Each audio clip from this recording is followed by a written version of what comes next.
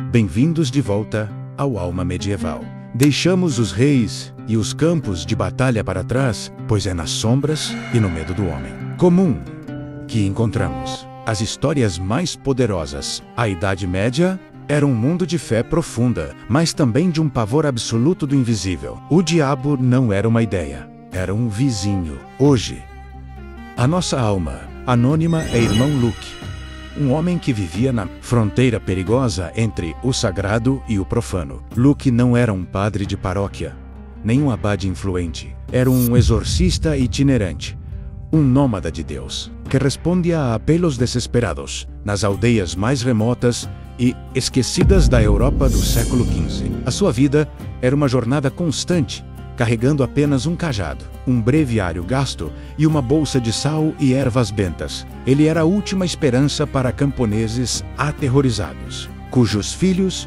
falavam línguas estranas, ou cujos vizinhos sofriam de convulsões inexplicáveis. A medicina da época chamava de doença. A igreja, na sua forma mais rigorosa, exigia cautela. Mas o povo chamava-lhe possessão. E para esses casos, chamavam Luke. Luke era um homem de ninguém e de todos. Ele não pertencia a um mosteiro específico. A sua vocação era a estrada e o auxílio imediato. A igreja, embora reconhecesse a necessidade do exorcismo, geralmente reservava o rito para os bispos ou para monges mais estabelecidos. Luke operava numa zona cinzenta, confiando na sua devoção e nas permissões tácitas de bispos distantes, que preferiam que alguém lidasse com o problema silenciosamente. Isto fazia dele uma figura ambígua.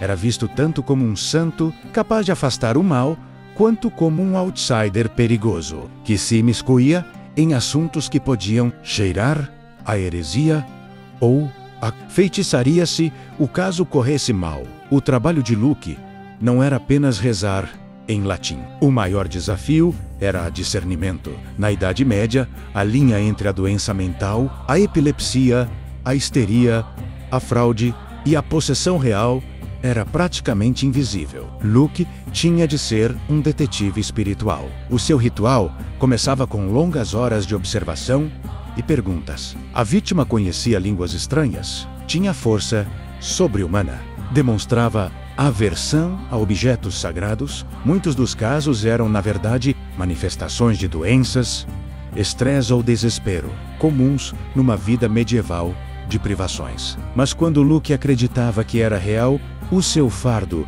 tornava-se esmagador. Ele não estava a lutar contra uma doença, estava a lutar contra o pai da mentira. Quais eram as armas de Luke contra as legiões do inferno? Eram poucas, mas carregadas de significado.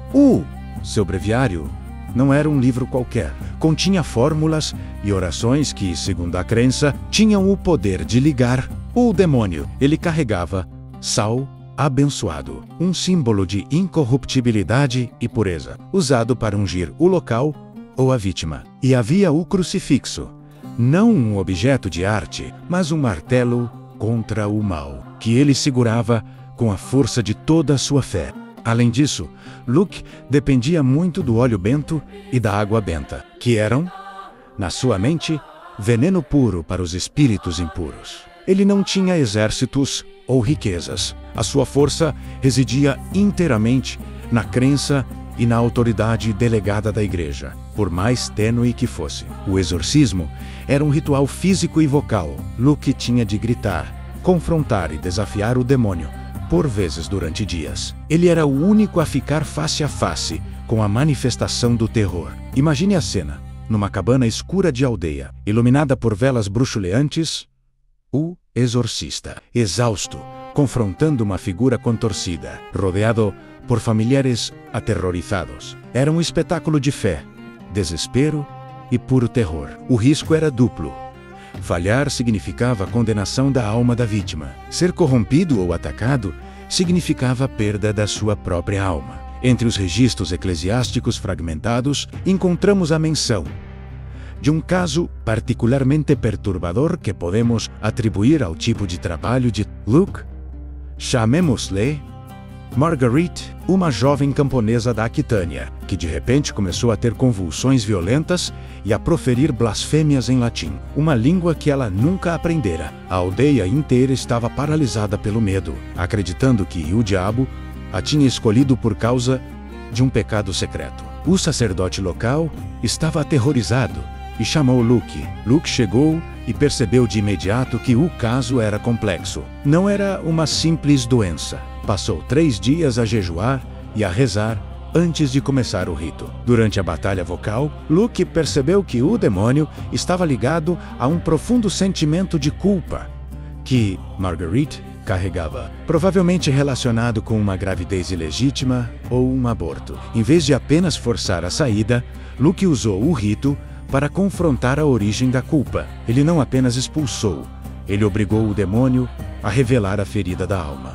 No final, quando Marguerite finalmente acordou, ela não estava apenas livre, mas também confessou o seu segredo. Para Luke, este foi um triunfo duplo: a libertação espiritual e a absolvição humana. Apesar do sucesso, homens como Luke nunca tiveram vida fácil. O seu trabalho era visto com desconfiança pelos elementos mais céticos da Igreja. A Inquisição, que começava a ganhar força no final da Idade Média, temia que ritos populares e viajantes como Luke pudessem ser uma fonte de heresia ou de desvio da doutrina. O exorcista itinerante era muitas vezes obrigado a ter cartas de recomendação para provar que não era um charlatão a aproveitar-se do medo dos camponeses. Ele tinha de equilibrar o auxílio imediato às almas sofredoras com o perigo constante de ser denunciado e questionado sobre a sua ortodoxia. A história de Luke é um poderoso lembrete da fragilidade do conhecimento medieval. Grande parte dos seus demônios eram, na verdade, os silêncios da medicina, sem a compreensão da psiquiatria, da neurologia ou das infecções virais. A explicação mais lógica e reconfortante para os eventos inexplicáveis era o sobrenatural. Luke existia para preencher essa lacuna, para dar uma resposta, por mais dura que fosse, onde o médico não podia. O seu ofício era um testemunho da profunda necessidade humana de dar um nome e um rosto ao medo. Luke, tal como a maioria dos anônimos, desapareceu sem deixar registro do seu túmulo. Não houve estátuas, nem vitrais em sua homenagem. A sua memória reside apenas em fragmentos de crônicas locais e no folclore oral. Para o povo das aldeias que ele salvou, ele era um santo não oficial. Mas a história, interessada nas grandes bulas papais e nas guerras de cruzada, esqueceu o homem que viajava sozinho para enfrentar o medo noturno dos camponeses. O seu legado não é de pedra, mas sim de histórias sussurradas ao lume, sobre a coragem de um homem contra o invisível. A sua história ensina-nos que a fé na Idade Média não era apenas dogma, era uma luta diária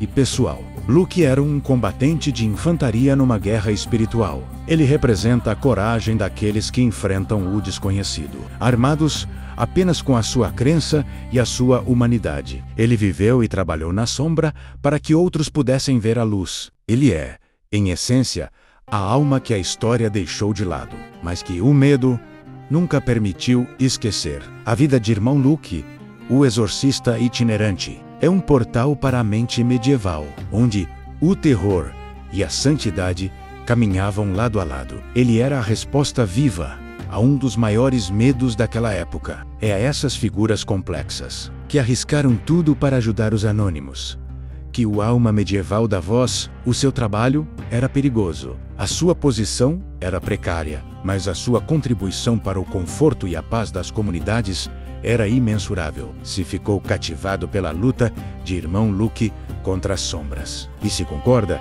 que estas histórias devem ser contadas, junte-se à nossa missão. Inscreva-se agora no Alma Medieval. Ative o sino das notificações para ser alertado sobre a próxima alma esquecida que vamos desenterrar.